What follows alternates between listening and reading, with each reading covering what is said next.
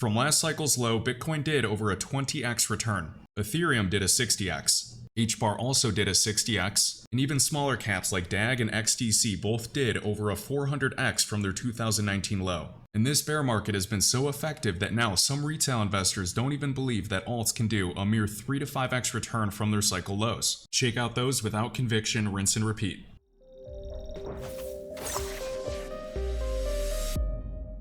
What's up guys, Kevin Cage here with another crypto update. Hope everyone's doing well. Another day in this bear market, and I cannot wait to do videos during a bull run or even any type of retracement. Once again, this is not financial advice. This is just a guy sharing his opinion and things that I'm interested in and what I'm looking at as an asset class is growing. This is emerging, this is unregulated. There's of course plenty of risk in the crypto market, but there's also the highest asymmetric risk reward potential out there.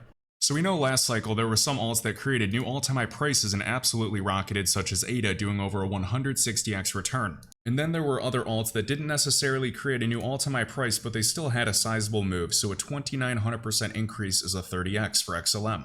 We can see the weekly candle bodies at this level came all the way back up to the weekly candle bodies, so a double top. And even XRP stuck in the middle of a 2+ year lawsuit, it still got a retracement and did over a 1500% move or over a 16x. During the next bull run, even if we fall down lower or retrace up to these levels, Bitcoin likely does create a new all-time high price in the future.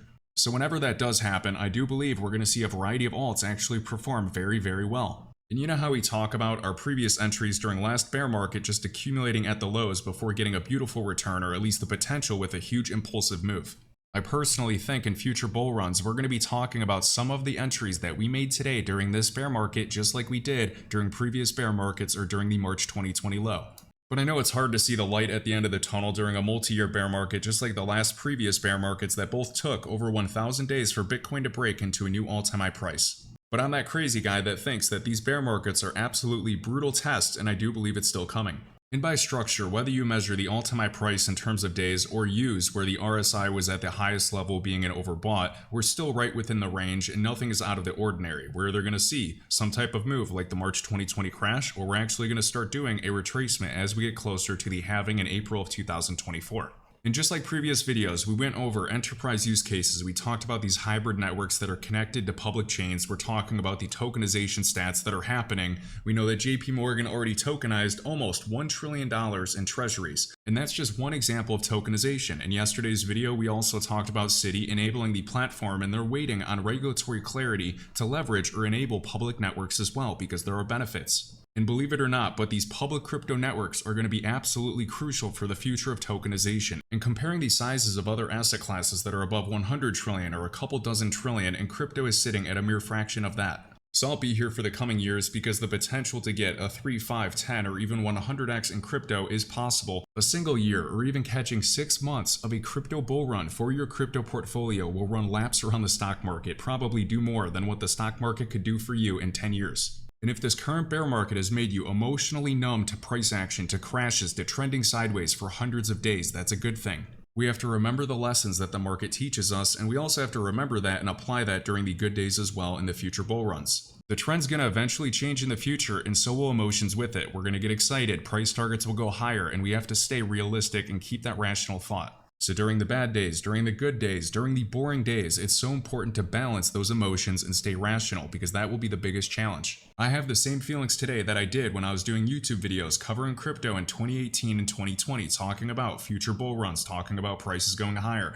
And people said crypto's a scam, that's not happening, this is hopium. But we're going to let time do all the talking, because there will be several winning networks in the future. You can think that crypto will never go up again because the bear market has affected your emotions, but we have to be patient. The crypto investors that made generational wealth over the last previous bear markets over the past 10 years had one thing: conviction. They believed in something when others didn't. They were doubted, they were mocked, but they were profitable. First up, shared by Roth Economin, we have Ripple ODL partner Neom should soon announce new partners in Brazil and elsewhere throughout Latin America. This is according to the regional VP. Last month they entered Brazil with this partner right here, and they're looking to expand. Now TravelX is an ODL partner there as well. Looking back to last year when Ripple launches their crypto-enabled enterprise payments in Brazil with TravelX Bank. Now this is a very unique organization. So Ripple launched ODL or XRP with TravelX Bank. This is the first bank in Latin America to utilize on-demand liquidity or XRP. And TravelX is the first bank registered and approved by the Central Bank of Brazil to operate exclusively in foreign exchange, a huge market over $6 trillion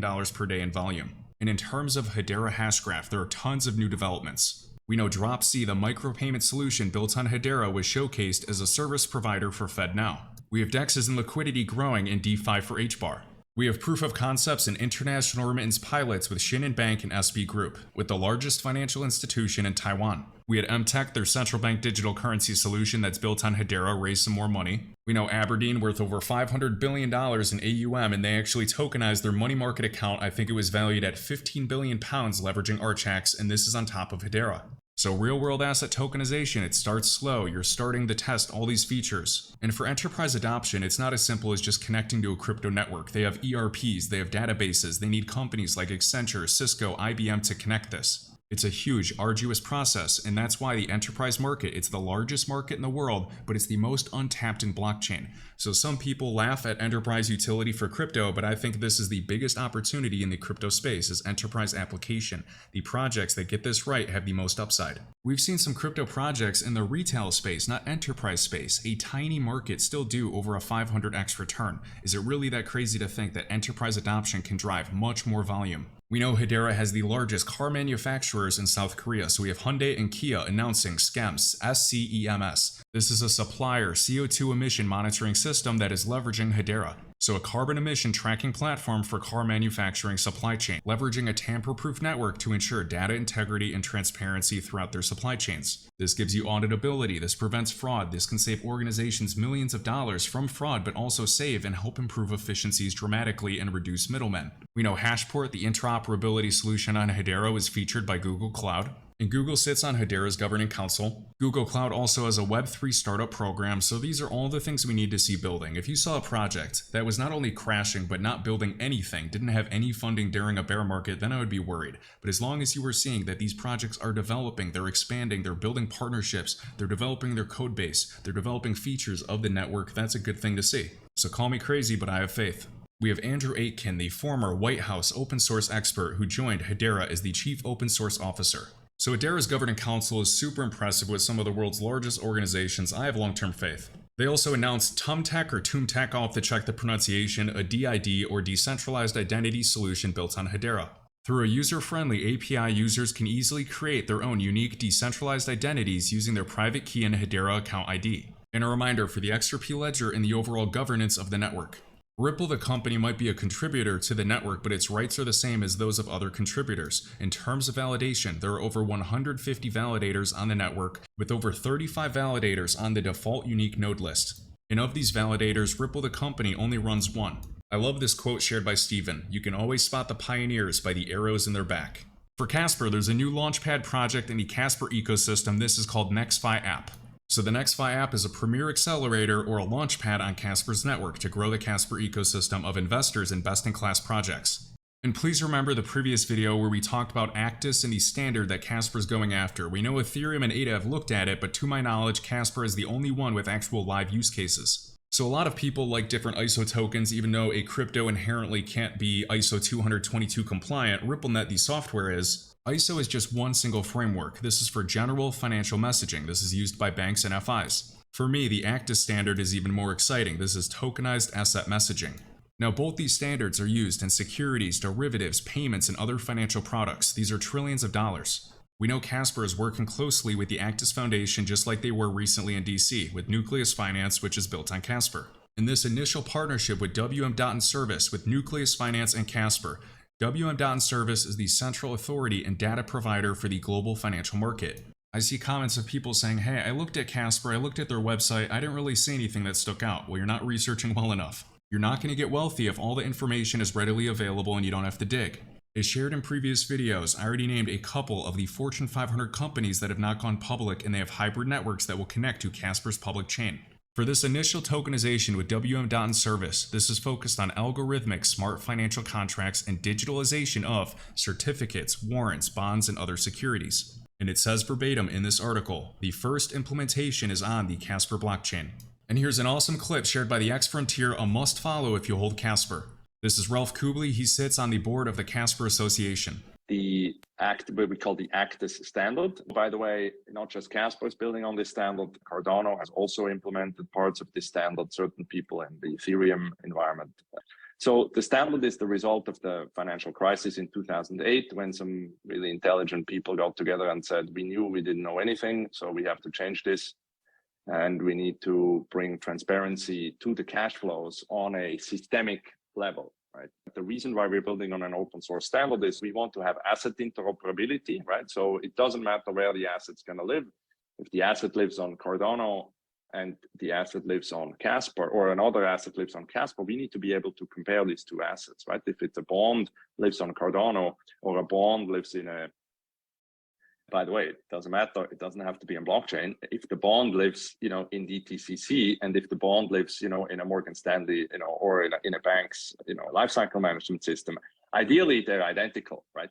And hopefully they're also lifecycle managed identically. The reality is they're not, which is why we have these reconciliation problems, which is why we have these systemic crises from time to time, because people disagree on what certain values are on, individual firms' balance sheet. So explaining the importance of having all of this building being open source so it can interoperate between other blockchains and even other systems, such as the DTCC, the Federal Reserve before the Fed existed. Verifying lifecycle management, cash flows, valuations of these financial cash flows and financial contracts. And anybody that's actually done a deep dive into the modular and future-proof architecture of Casper's network, you'd understand why it's very superior to a variety of other chains. It's the only layer 1 that can upgrade smart contracts or have that ability to upgrade if they so choose from design. And they're always adding new features and new improvements to the network specifically for enterprises, such as fast sync nodes. You can now redelegate your staked Casper directly to another validator without unbonding. Multi-signature and role-based security enablement. This is crucial for enterprise adoption. Although Ethereum has first mover advantage, it does not have the contract and account permissioning needed for enterprise adoption at scale. It's going to be other networks. New speculative execution endpoints so developers can now test and debug smart contracts against the live network itself using real production data. And enhanced smart contract security. So every smart contract can now choose to access the list of authorized keys, which is beneficial for multi-signature contracts and role-based security. And remember that Nucleus Finance and the Actus standard work is just one single use case. And they are bringing these financial cash flows on-chain, which means we start with finance and then we combine this understanding of the financial contract with the unique capabilities of blockchain. And then we create a smart financial contract. And we have the Ripple Proper Party coming up in just about a week, so I'm excited to see if there's going to be any big announcements for the XRP ledger specifically. And last but not least, we have iTrustCapital linked in the top of this YouTube video description and in the pinned comment. I've had a Roth IRA with iTrustCapital in crypto for over 3.5 years for tax-free trading and investing. iTrustCapital is valued at over $1 billion, they have thousands of clients, and I believe 500 million in AUM today with the bear market being down, and this platform is expanding into offering a variety of investment options. Beyond just crypto and precious metals, but expanding to securities and tokenized real estate. There's a variety of reasons why I love this platform and I use it, and it'll be a lot more fun during future bull runs because it's 100% free. There are no startup fees, there's no monthly fee, there's just a 1% transaction fee if you trade just like Coinbase. The difference between this and Coinbase is that all of these assets are stored in institutional grade cold storage, and all trades in a Roth IRA are 100% tax free, so I'm paying 0% on capital gains for all profits rather than Coinbase paying taxes on all profits for both short-term and long-term capital gains. And remember that iTrustCapital has already been partnered with Fortress Trust, the company that Ripple is actually acquiring. They have over 30 plus assets available today and many more in the future. Hope you enjoyed, and I'll catch you in the next one. If you enjoyed this video, I'd greatly appreciate if you could hit the like button, let me know your thoughts down below, and my link tree is linked in the top of this YouTube video description, with all links, crypto resources, and discounts. I'll catch you in the next one.